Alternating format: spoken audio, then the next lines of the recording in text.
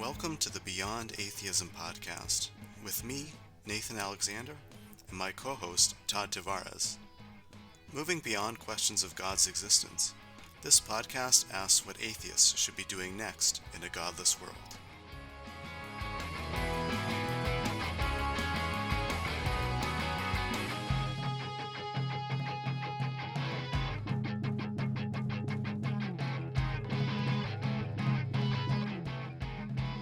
One of the questions we continue to explore on Beyond Atheism is how non-believers can come together to form a community and affect the change we want to see in the world.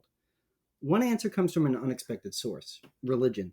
Today we are taking an unusual step for our program in that our guest is religious, having helped create and grow a religion. We'll be talking about the Satanic Temple, a non-theist religion based out of Salem, Massachusetts, that was the subject of the feature-length documentary, Hail Satan. The temple is perhaps best known for its legal work around religious liberty and pluralism, as well as for activism centered on after-school programs and individual reproductive rights. Our guest today is Lucien Greaves, a co-founder and the spokesperson for the Satanic Temple. Lucien, welcome to Beyond Atheism. How do you do? Doing well. Great to have you here today. So take us back to the founding. What was the impulse to start a religion, and when was this? This was around 2013, and I met a friend of mine who also became the co-founder of the Satanic Temple, Malcolm, and we had a lot of similar ideas about things, and I already identified as a Satanist personally, but it was certainly nothing I needed to advertise publicly to have myself ostracized and perhaps, unavailable for employment and otherwise ruin my life.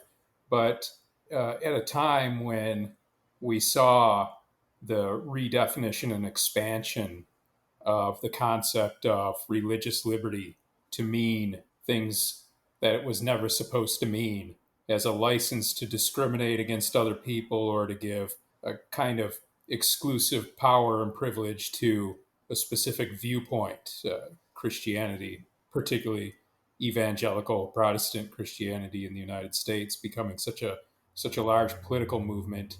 It seemed obvious that with all the lip service being played to pluralism, for example, Town of Greece versus Galloway, the Supreme Court found that the invocations or prayers being given before public meetings at city councils were legal, but in their ruling, they also specified that the government could not discriminate between different religious viewpoints. So if they were going to allow prayers to be given by Christians, they had to allow invocations to be given by non-believers as well as believers from other faiths.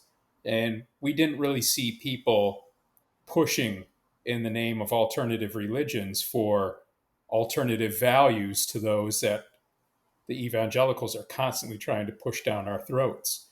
So with that in mind, the idea of then publicly identifying as a Satanist had meaning because it was going to be attached to these public actions from the very start. We were going to ask to be giving invocations at city council meetings. We're going to be asking for equal placement in public forums and all the types of things you see us doing on the activism front. But beyond that as well, it really seemed a great opportunity to offer people a non-theistic religious alternative to the superstitious indoctrination that they might have grown up with. And I think we've seen ourselves vindicated on that because we suspected that there was a large population of people for whom this would be meaningful and for whom they wanted a type of cultural identification with some kind of religious values that did not force them to subscribe to intellectually insulting superstitious beliefs. And we've built that, and we've actually had people who've come out of the evangelical experience or other religious cultures, and they felt a great sense of loss when they left that. They could no longer sustain the cognitive dissonance of claiming they believed in these creation myths or other supernatural claims, but they missed having that sense of shared narrative with a group of people. And they found that again Totally. with the Satanic Temple. Yeah. So before we get to that part, like actually making this a religion, you talked about the invocations at town halls. Could anybody just say, I am this? Or did you need to get some sort of formal recognition? Did you have to go down to City Hall and fill out a form that said, yes, I'm this religion, this is where we're located? Or were you able to do this? Can people do this without having like a tax ID or something? Right. I understand the question, and I'm still a little confused as to how this is played out for us because I feel in reality you should be able to go in to the city council and say, I have these beliefs, and it doesn't matter if it's attached to a larger population of people. You've opened up this public forum, and I feel like I've got something important to say. That's what they've opened the door for. In reality, it doesn't go that way. And I never thought the courts would actually have the audacity to question our authenticity as a religion after the point where we've seen, the Hobby Lobby ruling, where nobody bothered to justify the idea that there's any biblical prohibition against a corporation providing contraceptive options through its health insurance policy. And yet we'll go into court and they'll ask us specifically how our tenets apply and they'll question the authenticity of us as a religion. So at the outset, we were not going to seek IRS tax exemption because we felt it was a bad policy. Churches can pay their taxes. And especially now, you have so many churches getting very much involved in politics and ignoring the Johnson Amendment. And still, there's no repercussions. And they go on further, demanding more and more from public funds, even as they don't pay their taxes or whatever else. But after a while, this was a real disadvantage to us. And we always had to cross this hurdle of affirming ourselves to be a legitimate religion. So we did get our IRS tax exemption. And now, by IRS standards, we're a legitimate church and we're tax exempt. And you'd think that that would lay the question to rest too. Right. Uh-huh. But infuriatingly, we'll find ourselves in the courtrooms being treated absolutely differently than any other kind of religious claimant would be. And to me, it's very scary. We've had some very bad rulings against us that I feel very obviously wouldn't have been applied the other direction and shows a complete lack of neutrality on the part of some of the judges we've been dealing with. And that's horrifying. And on that front, I think people haven't paid enough attention to what's going on. People see the real clickbaity headlines about Satanists jumping into one battle or another, but often the media is remiss on reporting the outcomes, reporting on our losses, and reporting on just how ludicrous some of these rulings against us have been.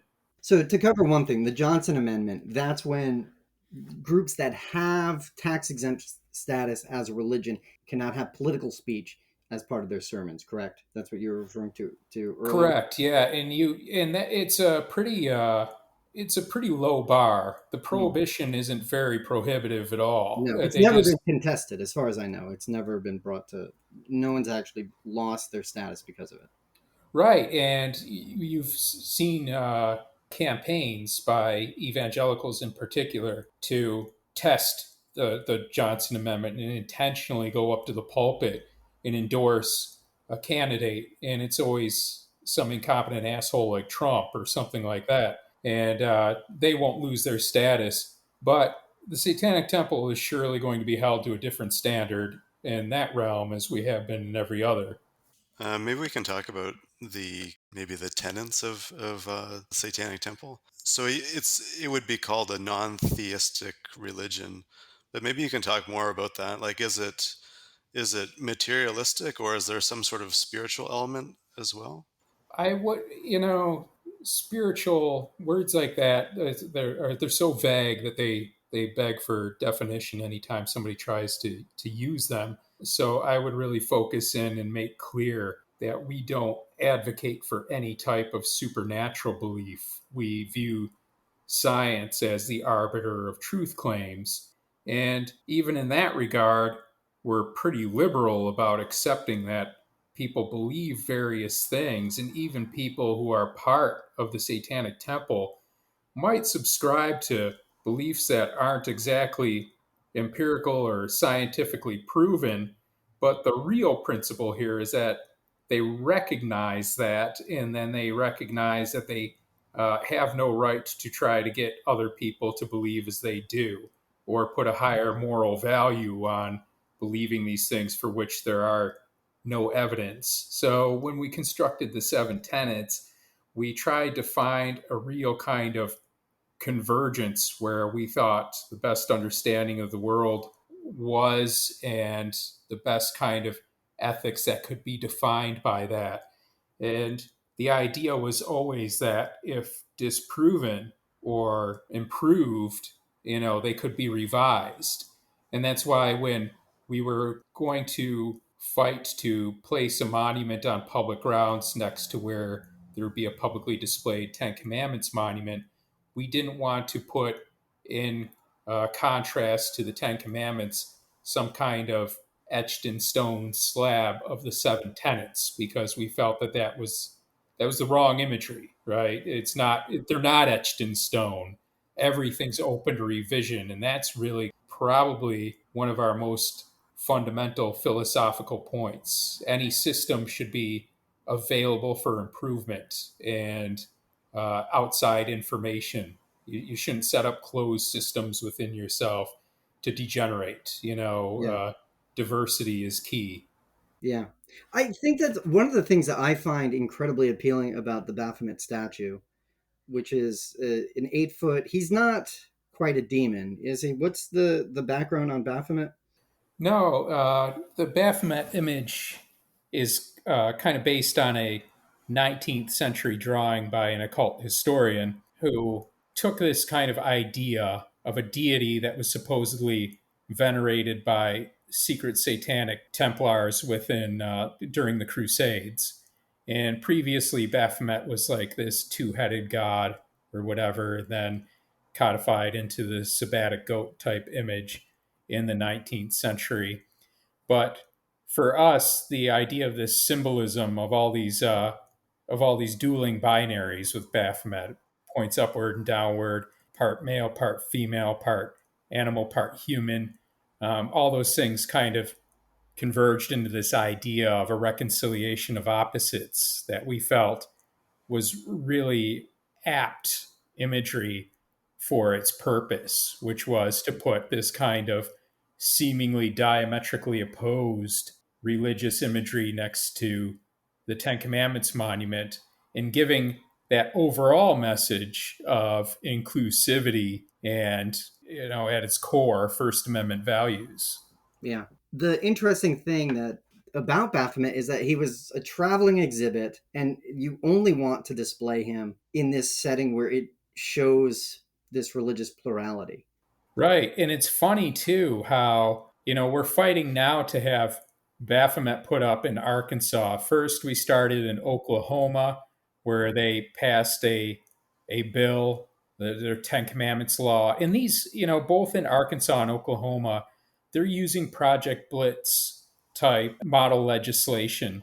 They've got their little lackeys within the House or the Senate over there, working for the Congressional Prayer Caucus or any number of these theocratic organizations, and they hand them fill in the blank bills, and then they push them and get them passed. And that this happened in Oklahoma and Arkansas. Oklahoma ended up taking down their Ten Commandments monument after they were going through litigation with the ACLU, and their state Supreme Court said, yeah, this is illegal.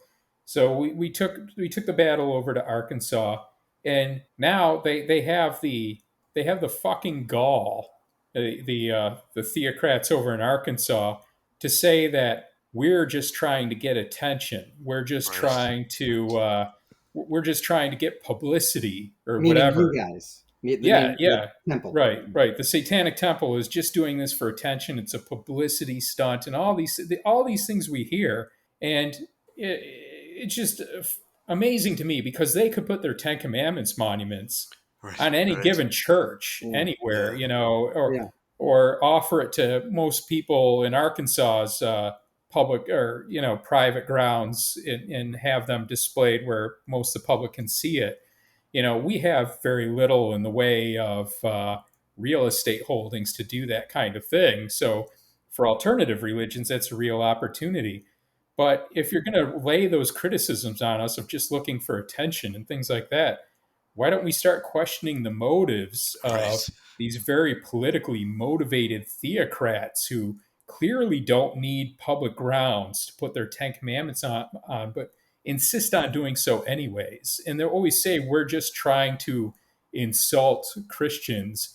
Why couldn't we look at that the other way and say that they're clearly just trying to insult secularists or non believers or people of other religions by insisting on advertising Christianity on any public piece of land that they possibly can? Yeah, this idea of colonizing the public space, right? Taking the public space and make it this purely religious domain, or linking the two, right? It is, Linking this idea. this is no small issue, and I think some people look at it and they think, well, this is kind of hilarious, and this is and it's kind of petty, and they'll see what we're doing and they'll say, that's very clever, guys, that's really great pranksterism. It's really nothing of the type, and I feel like this is kind of an existential battle for democracy, and it's going to define later on who we are as a nation and how we handle questions of inclusivity, pluralism, alternative religions and viewpoints, and other such things. We're coming along pretty well until this theocratic movement really gained the steam that it has. But none of these things are a stopping point for the theocrats. Think about "In God We Trust" being put on the currency. There was a fight to do that. They finally got it in 1956, I believe it was. And now, and the arguments at the time were that this is ceremonial and patriotic, this "In God We Trust." It's not referring to a specific deity, and no reasonable person could find it to be an endorsement of religion. And we find that that argument is well removed from reality. At least we see that now as the Satanic Temple. For any time we go into a place demanding equal access, if there's a public forum open for commentary related to the controversy, and you can see this in the Hail Satan film, when our chapter in Arizona was fighting to do an invocation before the city council meetings in Phoenix, there were several people who stood up at the podium during the public comments phase of this, and they would hold up currency. They'd hold up a dollar Right. bill. They would Right. say, Yeah. Yes. "It says in God we Yeah. trust" on it. And their perception of "In God We Trust" being on the currency is that they do have exclusive license to the public square, that they do have increased privileges over the rest of the world, and certainly in the United States. And they'll use this as also a basis for their arguments, trying to argue for their right to discriminate against people based on their sexual preferences or gender identities or anything like that. Their fight against abortion. It doesn't stop with these little symbolic efforts, and these little symbolic efforts are meant to be stepping stones into outright theocracy. And that's what I wish people would recognize more and more. Yeah. Well, I mean, there is an interplay between having that sort of political power and being able to control the culture, and then controlling the culture and being able to shape the political power. But one of the weird things about it is there's also this othering. And what you guys have managed to do is find the other people who do take this seriously and turn it into a serious organization. So how did you find other Satanists? How did they come together, and how many of you are there now? We knew they were there, and I had already had quite a bit of interaction with self-identified Satanists leading up to the inception of the Satanic Temple. And for me, it started as a kid with the Satanic Panic. I was hearing these stories that Satanists were cannibalizing and murdering people, and there were these secret satanic cults in every American neighborhood, and that this was an epidemic of kind of this this spiritual mafia that was taking over to rule the world. And I was young enough as a kid that these stories seemed a little terrifying. And then I grew up a bit, and I wondered what was that? I was wondering if it was even how I really remembered it to be. And then I really started investigating it, and really grew an affinity for the whole concept. So I knew there were a lot of people who had similar experiences, and I knew there were a lot of people who just had sympathy for the idea of Satan as this kind of mythological character constructed to embody these types of values that we see more in Milton's Paradise Lost than anything in the Bible, which doesn't really tell a sensible story of Satan to begin with. So it was actually no surprise to me that we immediately started gaining a membership, but now we're at about 500,000 members. So we're getting close to the point where I think pew polls are going to have to start accounting for us. And people kind of question these numbers. So I'll be totally open about how we get that. People just sign up online. Like I said, people can be critical of that and say, well, that doesn't really give you a measure of authentic belief or whatever. But well, when we measure Christianity, Right. we just Yes. ask people in a Exactly. poll, how do you identify?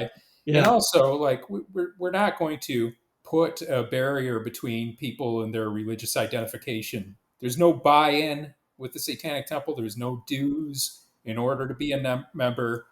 You sign up online, and that's what it is. And criticize that all you want, but I've got no apologies for that. I think it's a good system. Yeah.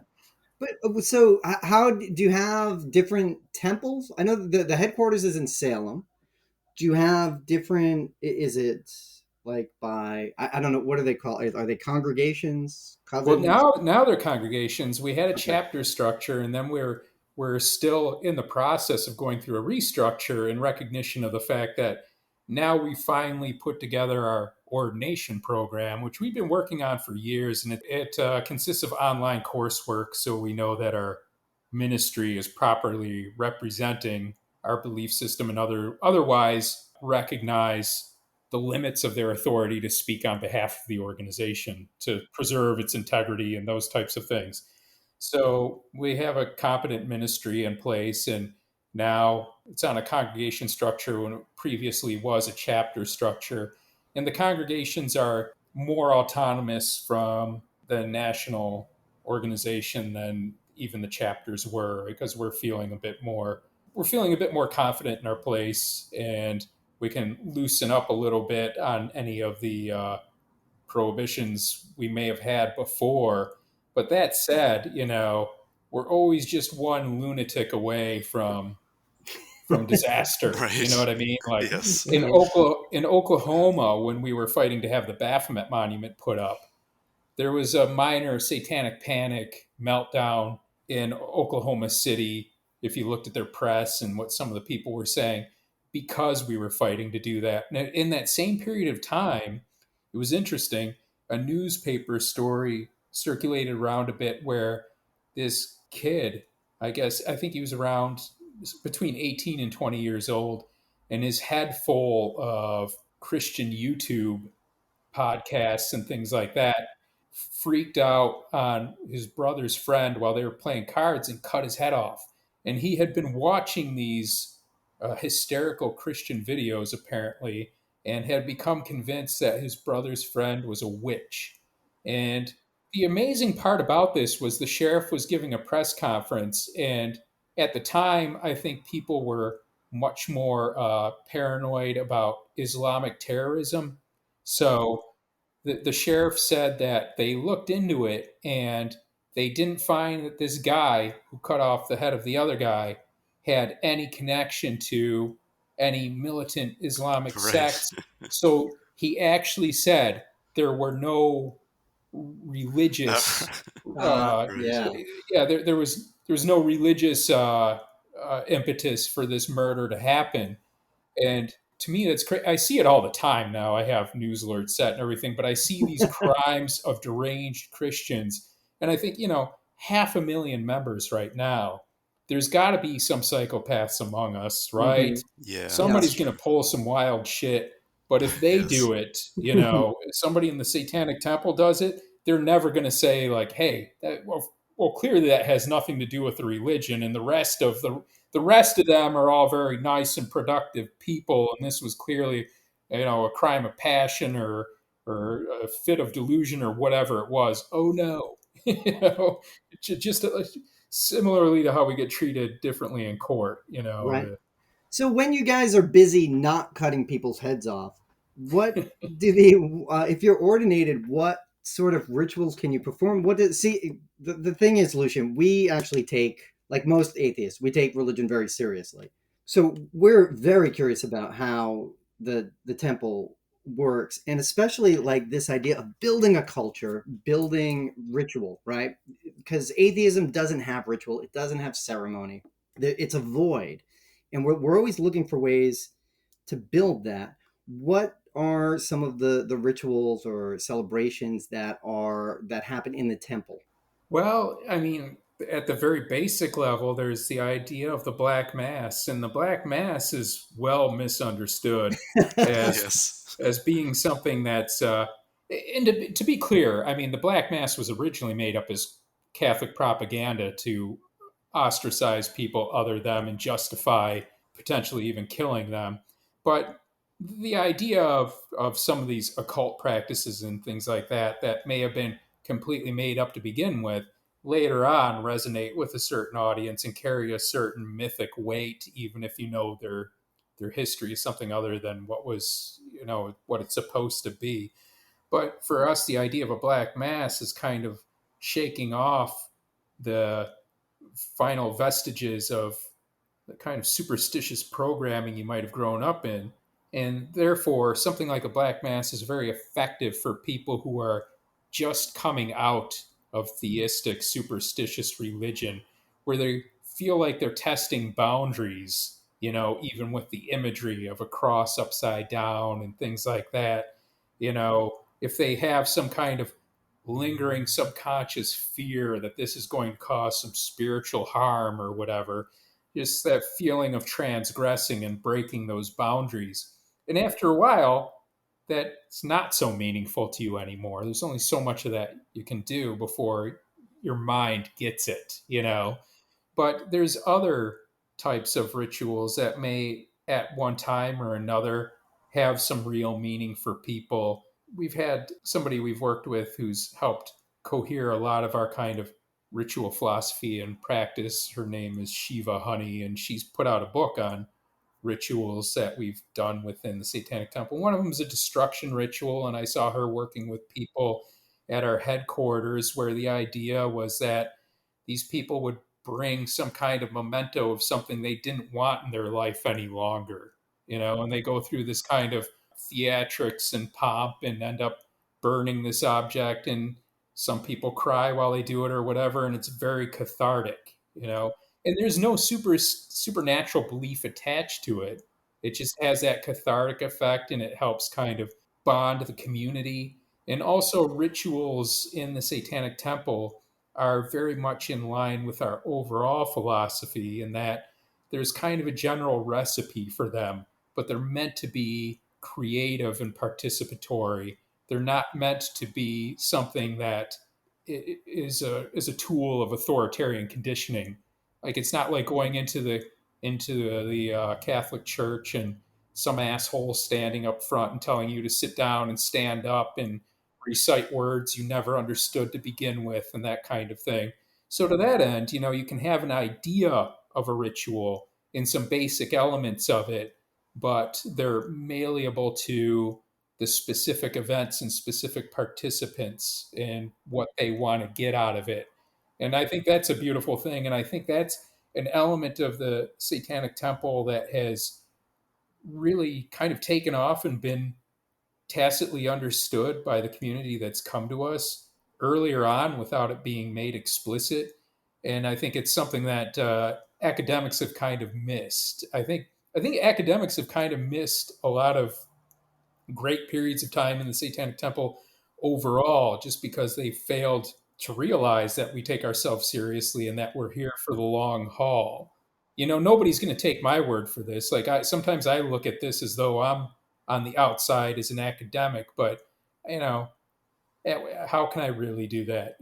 I'm never going to put out the book and be like, hey, this is how, this is obviously the sociology of Satanism, because I'm too much in the center of the storm. Right.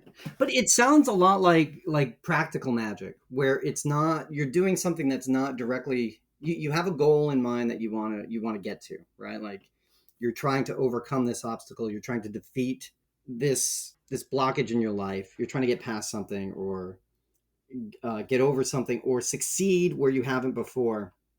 And you're going using this totem to do it, not because the totem has power, but because by utilizing the totem allows you to visualize and mentally overcome it before you're able to do it in life. So it's Right, not, exactly. Yeah, and it can yeah, be, like I said, it can be very therapeutic for people. It can be something that very much builds a sense of community and trust amongst the people who are participating. And for some people within the Satanic Temple, that's an essential element, far more maybe than being involved in any of the political stuff you see on the face of it. are there a lot of atheists that find their way to the temple? Yeah, and it's really interesting to have that mix, and that's part of the reason why when I'm doing interviews, I make it clear that I don't want to do a biographical sketch. I was reached out to by a journalist for the New Yorker, of all things, who wanted to do a profile piece on me, and I said no, just Right. because I, I, I mean that's flattering, and that seems you know above my level. It's out of my league, maybe, or I don't know. But just the same, I feel like it would be insulting to the rest of the organization. And I have a real problem with the way journalism approaches a lot of these much bigger topics by trying to narrow them down to one specific person's story. I would never want to give the impression that how I came to this is the way that people come to Satanism. So we have people coming, freshly out of evangelical tribes, and into the Satanic Temple. We have people who are lifelong atheists and never thought that they would identify with a religion at all. And in some cases, didn't realize that there was such a thing as non theistic religion. And it's interesting to see people converge here Yeah. in a productive way. Well, okay, Lucian, I have a pet theory that I've never been able to really test, but it's that aesthetics are one of the reasons that religion persists. Basically, old ladies like the way churches look, like people get married in churches because they're pretty buildings. How much do members love the artistic styles and tastes of Satanism? That's a good question. I think the aesthetic has a lot to do with it. The aesthetic gives you something to really identify with on an emotional level, on a real visceral kind of level. You looked at some of the atheist benches, that were put on public grounds where they allowed religious expression.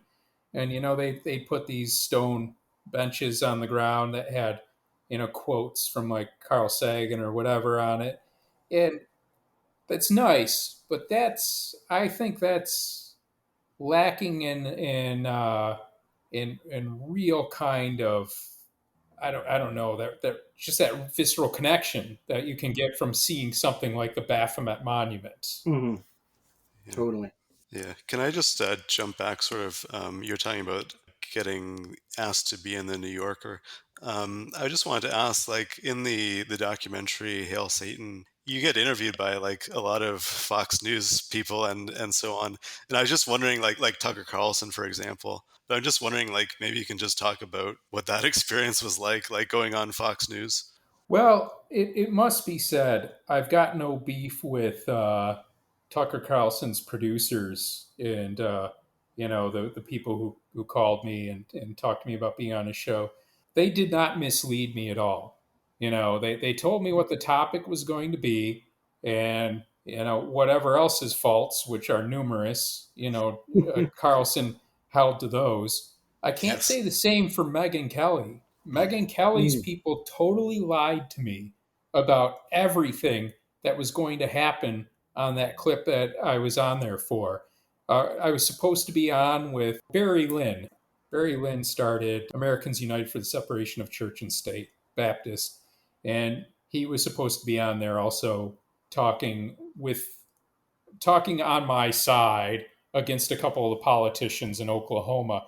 Turned out I got on there and it was just me and Megyn Kelly, and they did a bunch of vetting. And when they're doing the vetting beforehand, they said, "So Lucien Greaves, is that your real name?" I said, "No," and you can look up my real name, but I was like, "I'd appreciate if you didn't Right. announce it on the air." Yes. And I was like, "But if you have to say I'm using a pseudonym, go ahead." And they were like, "No, that's fine." So I got on with Megyn Kelly. First thing she asked was, "Lucien Greaves, so is that your real Right. name?" And I was like, "Okay, so this is the way man. it's going to go." Right. But Tucker Carlson had me on twice, and his game was that he didn't think that we had a right to put up a veterans memorial, apparently, in Belle Plaine, Minnesota, where they had a cross sitting to memorialize veterans of whichever war, I'm not sure, or just in general. And they approved us making a monument and placing it there. And then just at the point where we were going to place our monument on public grounds, they decided that, they called our bluff. So they shut down the public forum entirely. But, they had told us that we were going to put our monument on these grounds for about a year. We expended these resources to make it. So we sued them. I just don't think that they should be able to, play along for as long as somebody challenges them and then, take their ball and go home without any consequence.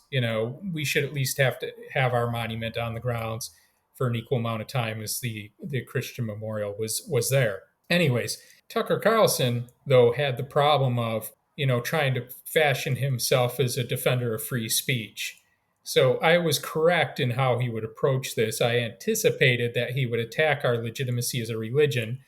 And I think he was infuriated when I didn't really take the bait. And I kept hammering on the free speech issue of this. And I didn't really feel defensive over his insulting us as being somehow inauthentic because fuck him, like, Yeah. and I think he was trying to recover from that the second time he had me on because it seemed like they were on the lookout to see if they could find something where, they felt they had the high ground.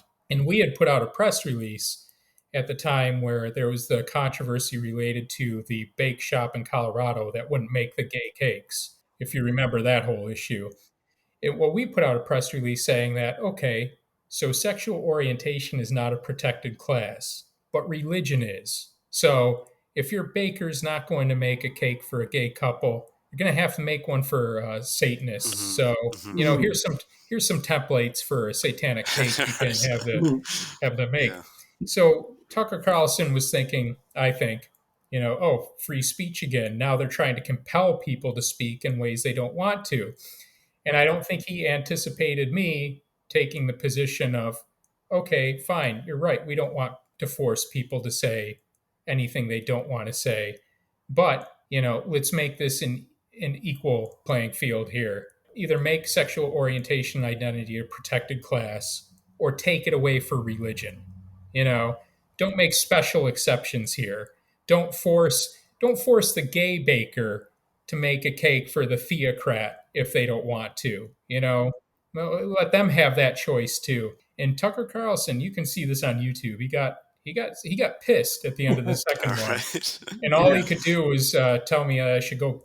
He speculated that my childhood must have been horrific or something like that, and then said I should crawl back into my hole. And the most regrettable part about that is I had made a real point of being kind of polite and not taking the bait with him. But when he crossed that line, I was just ready to go with a flood of insults and Right. tear him a new asshole. And you can see me start talking. You can see me get animated, but they'd already muted my mic and then I Oh, was right. off. Oh, yeah. Uh, That's an old Fox trick. Yeah. Wow. I mean, part of it is that he's a troll, so he accuses everybody of being a yeah, troll. right. That's his mindset. Yeah, I think he's really degenerated over time too.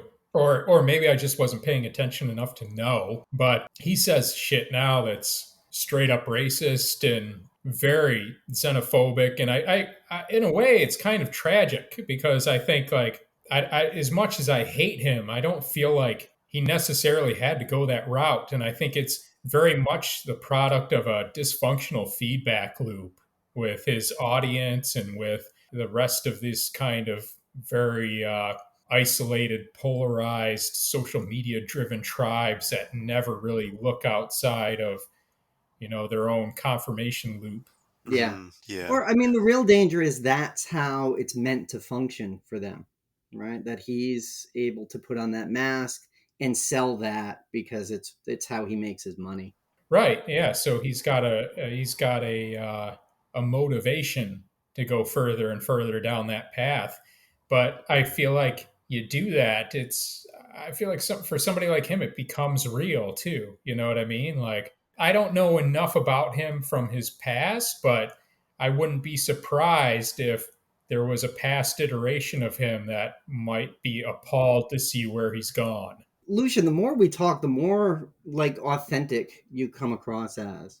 Has it been easy for you to sort of reach people who see Satanism as de facto evil when the ethos that you promote is sort of anything but? You have a very, I mean, if we look at the tenets, it fits very much into contemporary liberal society.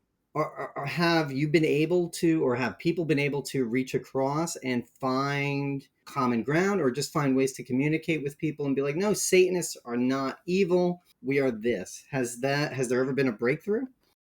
Oh yeah, there's been quite a few breakthroughs, and honestly, more and more we see people who still identify as Christian who are really fed up with the theocratic movement in the United States, willing to speak in our defense, even though they'll be clear that they don't agree with us on a theological, symbolical type of level. They see the greater evil as being some political movement within the government trying to take ownership of what's sacred to them. And that's very apparent in Arkansas. You might think, like in Arkansas, we're just dealing with a bunch of backwater lunatics or whatever. But, there's a lot of thoughtful people in the Little Rock area, and some of them identify as Christian, and some of them were even willing to speak at the podium. A couple ministers were willing to speak at the podium at that rally that you see as the climax of the Hail Satan documentary. They knew the Baphomet Monument would be on the stage. They knew I was the keynote speaker, but as Christian ministers, they were also willing to address the public at the Capitol and talk about how vital it is that the government be neutral regarding religious viewpoint. And I think that's amazing. And I think part of the success of the Satanic Temple has been based upon the outrageous and egregious overreach of the religious conservative right. One of the other things we needed to get to was to talk about the TST's ongoing lawsuit in Texas regarding abortion restrictions. Maybe you can just talk more about that. And are you able to say anything about the outlook for the lawsuit? I've become a bit embittered and pessimistic. We've lost some lawsuits that I thought we couldn't possibly lose, given the laws, and the rulings have come against us completely in violation of the spirit of the law, in favor of some really narrow technical reading of the law to the point of being absolutely absurd. I mean, if you want to look at absurdity, look at our lawsuit in Boston right now, where we were also fighting to do an invocation before the city council meetings. And the city council claims that they have a non-discriminatory invitation only policy for speakers in Right. front of. Yeah. What the fuck does that mean? Yeah. That's the definition of discrimination. They're taking it all the way to court. But at this point, I'm not sure that they won't win with that argument, because that's how ridiculous it is.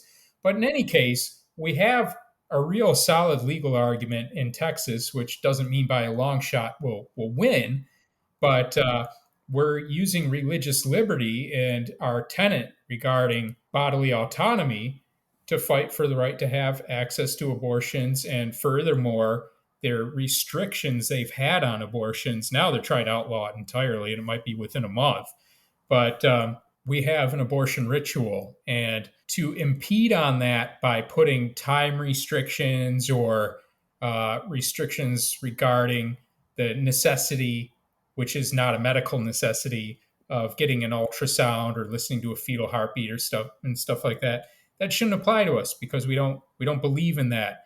And when we say abortion ritual, what we're talking about is, again, something that's cathartic and enriching for the person participating in it.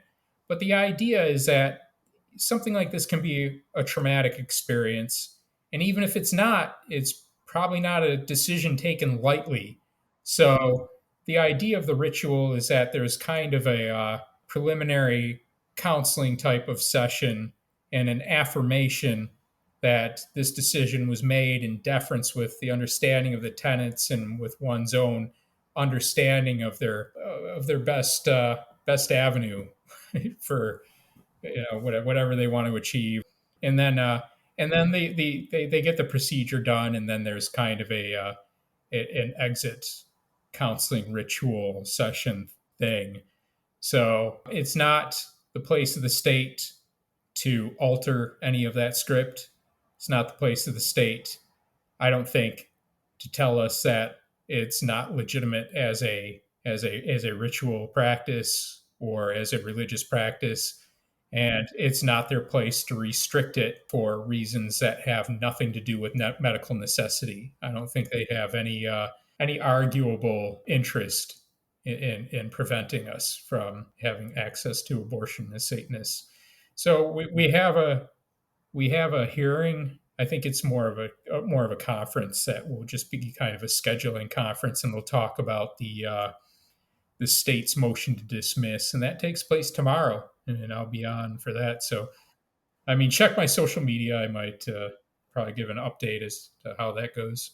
That dovetails into something else I was thinking of. Like, it's not just the rituals, though, that the temple provides for members. Are there other, not like community outreach? Are there other social programs that you guys offer, like either charity programs, or just what is it what we would expect from a more traditional religion, a mainstream tradition religion, to provide a community?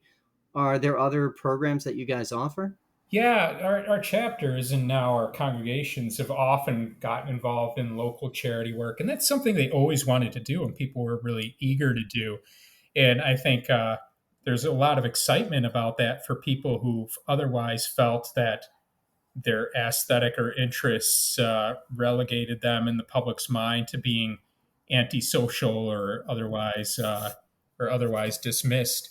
So there's been a lot of charity drives for the homeless, and it has been really popular to collect menstrual products for people who can't afford them and have those distributed as well, because that's something I guess a lot of charity groups haven't necessarily picked up the slack on. There's just always various projects within the Satanic Temple to that end, and it's really gratifying to see.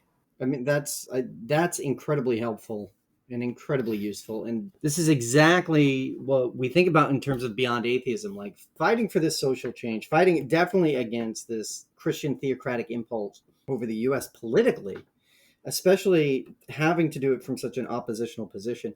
Must be incredibly difficult for the Satanists.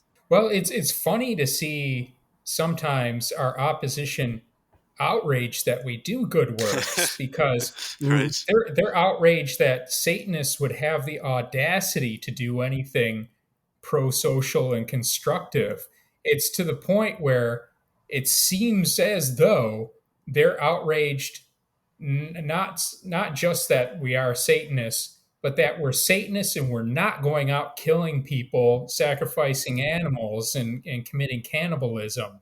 I feel like they would actually be more comfortable with us Right. if we were doing that, Yes. because Yeah. what we're doing in reality is upending their worldview in ways that make them deeply uncomfortable. They haven't had to think about where their ethics and morals come from, or if they are actually calibrated to reality and serving the greater good.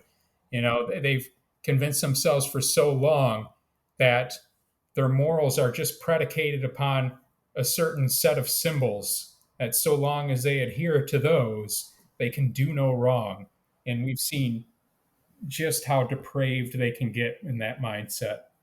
Shall we move on to our... We've got a lightning round, Lucian.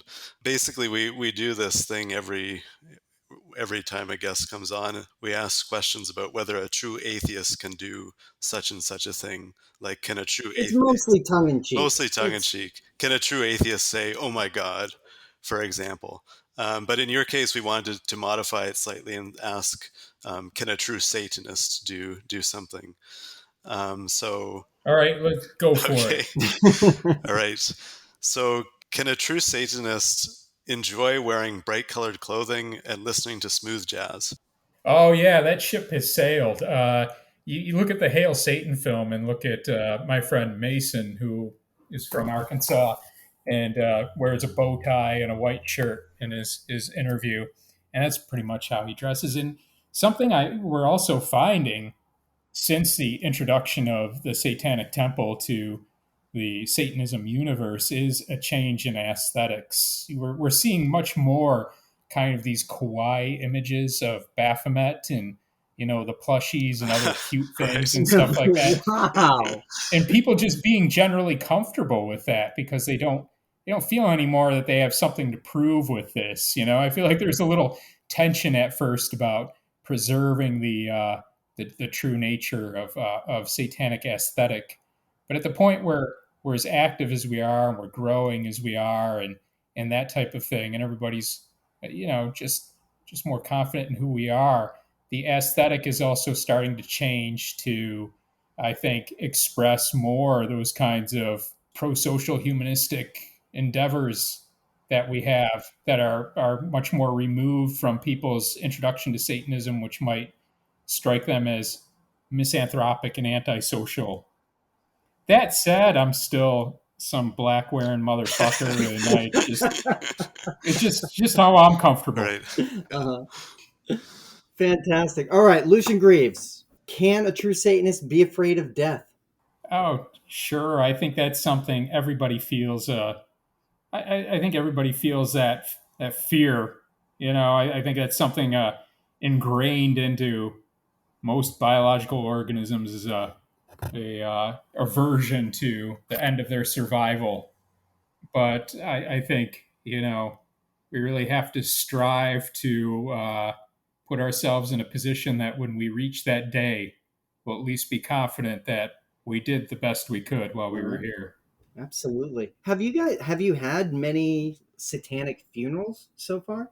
No, but now, like I said, with the ordination and the ministry, that stuff is really gonna take off, and I know we're scheduling weddings now. There's a big demand on that.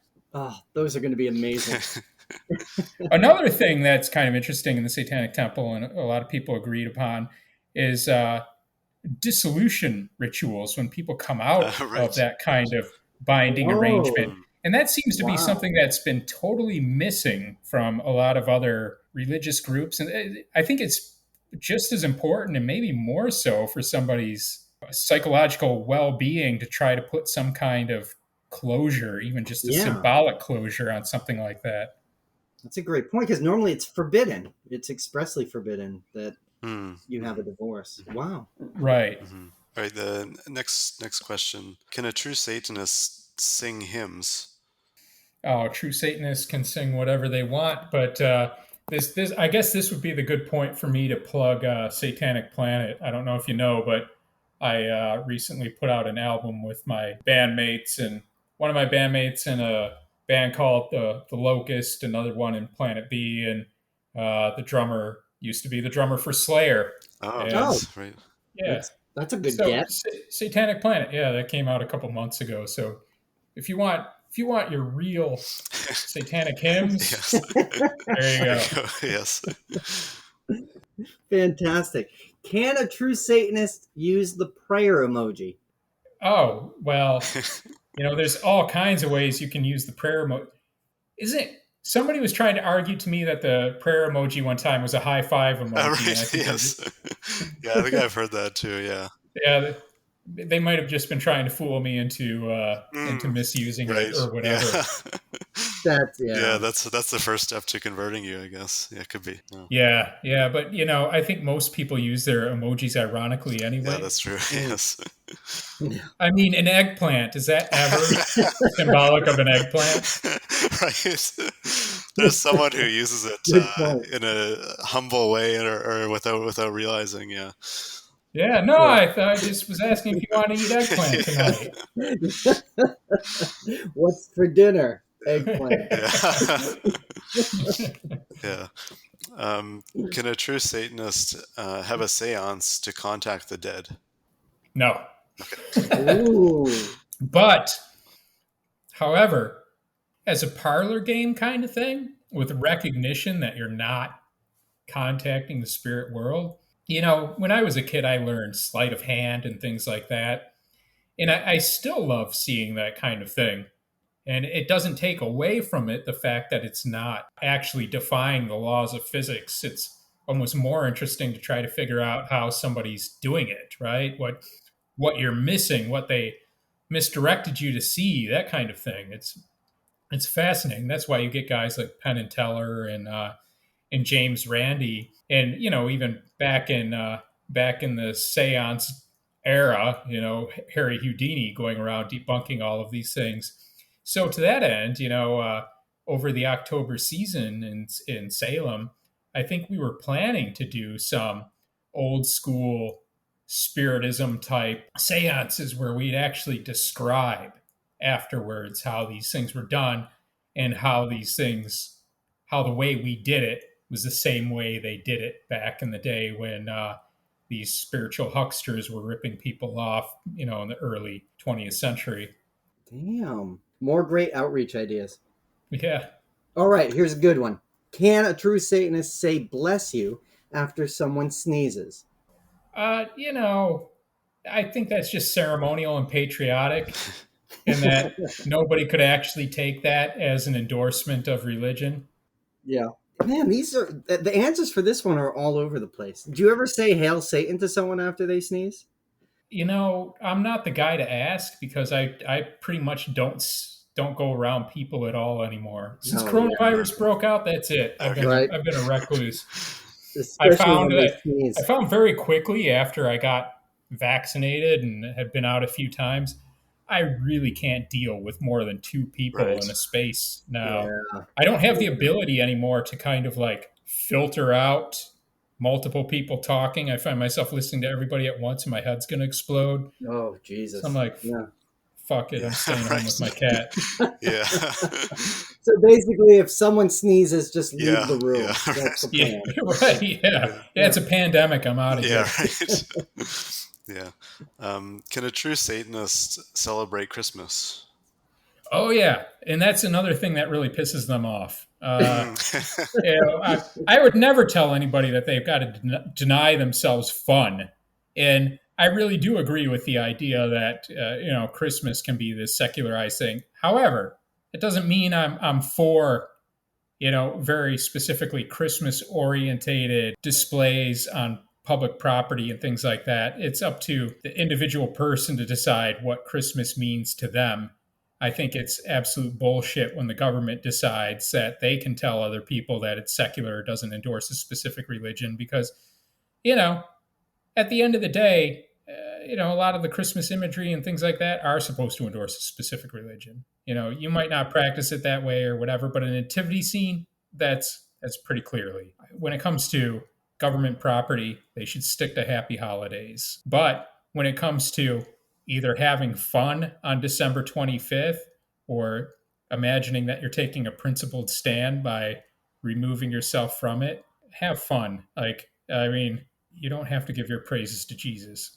Yeah, I think that's a great lesson. Nathan, is there anything else you want to ask?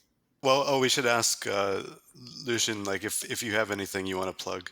Absolutely. Yeah.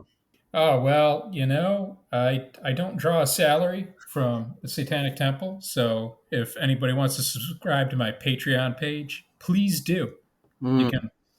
And if you can't find the link because Patreon considers me like an 18 or over kind of Oh, audience guy, so they make it difficult to search. You can find the link in my Twitter bio. Okay. Yeah. Well, we'll include a link for that in the yep. And how do description. we how do people find your band?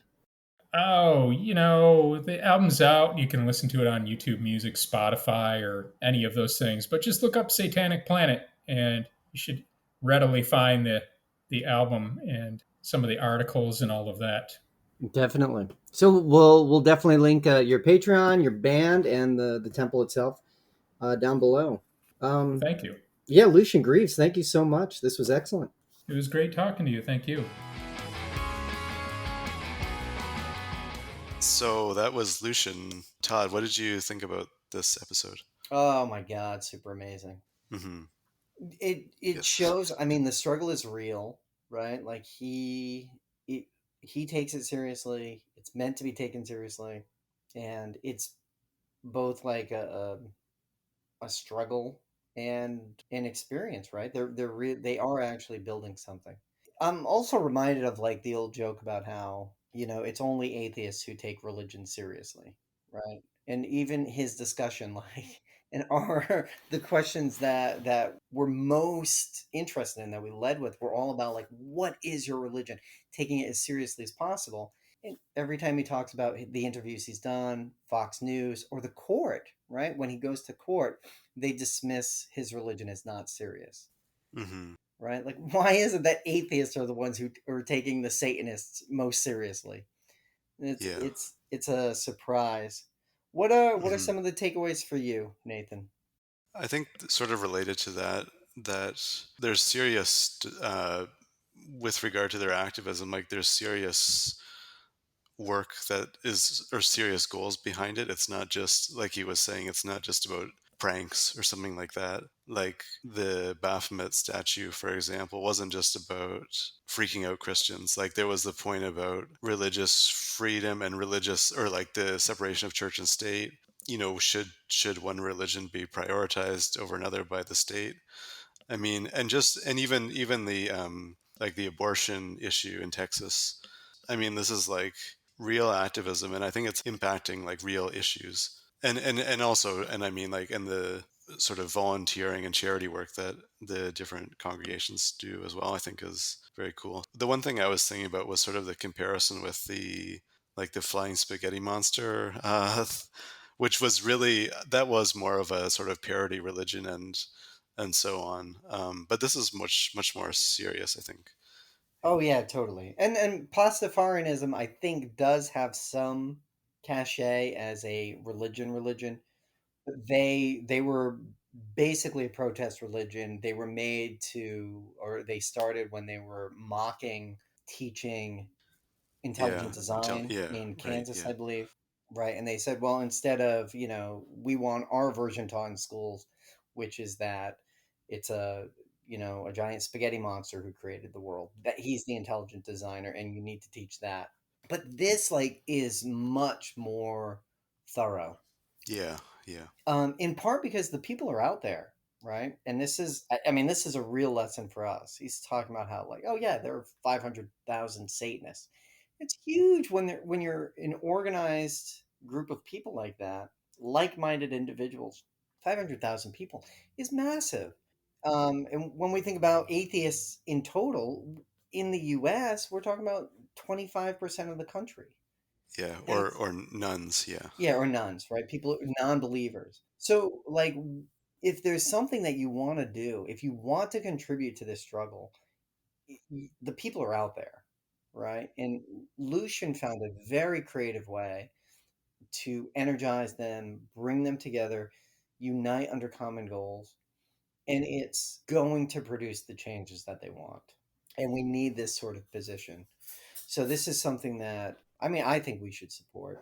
What about you, Nathan? Is this do you support these particular struggles for Definitely, religious definitely. pluralism? Yes, definitely. Yeah. I think they're definitely doing good work. And I think also, I mean, beyond just sort of the legal activism, I mean, I think it's interesting, like he was talking about the different kind of ceremonies they did. I mean, like that's another important function, I suppose, for these sorts of groups to take over these kind of rituals, or maybe create new rituals. Like Hmm. the dissolution one. I never even thought of that. I love it. That's great. We didn't get into the theology and the philosophy of it, but the idea of like a materialist religion, right? That's not something that I had seen before. Like it's a non-theist religion. So I mean, it opens up this realm of possibilities that is really astounding. And all of this, of course, exists beyond atheism, right? We've gotten Yes, this far. yes, What is the next yes. step that we're going to do as atheists? What is our plan of action? What do we organize around? This is one way to do it. It doesn't have to be this way. But if you want to contribute to this, the links will be below. We know that Lucian himself has a Patreon page. You can check out his band. Is it as good as Red Japan? I don't know. Impossible to We'll say. see. One of them is Yeah, the drummer from Slayer. I don't yeah, know. It's yeah. Yeah, we'll see. well, we'll see. You have to give a listen to both to really Yes, understand. yeah, Um, yeah, and then, of course, the temple itself, and yeah. their legal struggles. Also, if you're looking to form a congregation, join a congregation, that's where you would do it. Other plugs, Nathan. Anything else coming up of interest that we need to talk about? One thing we're doing is we're starting our own Patreon page, and we're gonna have different tiers, and there'll be different things available for each tier. So definitely, we encourage people to check that out. And if you think what we're doing is interesting and valuable, then please contribute, and any amount is much appreciated. Absolutely, and we'll try to add as much as we can over time. On a more personal note, anything you need to plug this week, Nathan? No, just follow me on Twitter. Uh, and send any complaints to me, I guess, as well. Uh, You beat me to it. That's yeah, what I was gonna complain. It's like if yeah, Satan starts bothering you in the middle of the yeah. night, Right. Yes. Nate the Yeah. Yeah. Alexander. There we go. Yeah. Um. Hmm. Yeah. Nate. Yeah. Nath G. Alexander. Yes. Yeah, yeah. Um. That's where everything's at. Otherwise, what? Smash. We smash and pull. Smash the rate and review button. Smash the rate. Oh god, this stuff is so Yeah. silly. All right, Hmm. yeah. Smash the rate and review button. Pull the string. Kick the dog. Is that one of them? That can't be right. No, that's Why? Yeah, this is no. that. This must be old copy I'm reading. Yeah. Yeah, rate, review, like, dislike. Don't dislike. Don't dislike. No, no, no, don't dislike. Um, Yeah.